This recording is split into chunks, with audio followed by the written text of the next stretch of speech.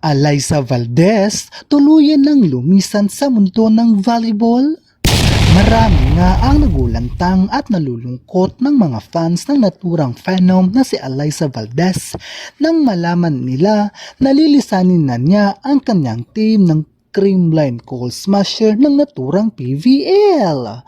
Kumakalat kasi ang bali-balita ngayon na magpo-focus na si Alyssa Valdez sa Alas Pilipinas dahil nga kukunin na siyang bilang head coach ng national team para palitan niya ang Brazilian coach na si Coach George De Brito. Marami naman ang natuwa nang malaman nila ito dahil nga sapat na guro ang mga experience, kaalaman at kakayahan ni Alyssa Valdez para mangulo sa mga coach. Dagdag nila, baka raw ito na ang simula ng pag-usbong ng national team ng Alas Pilipinas pagdating sa mga international game.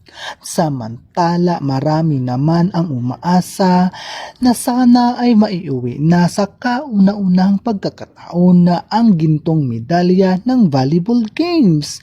Pero ika nga saad nila, walang imposible basta't pursige lang at may tiwala sila sa isa't isa ang bawat team ng mga manlalaro.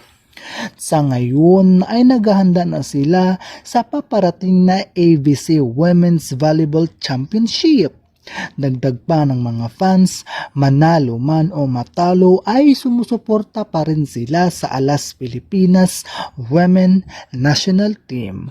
Kayo mga ka-sports, anong masasabi ninyo ukol sa isyong ito? Just comment down below and don't forget to like and subscribe for more updates. See you on my next video. Bye-bye!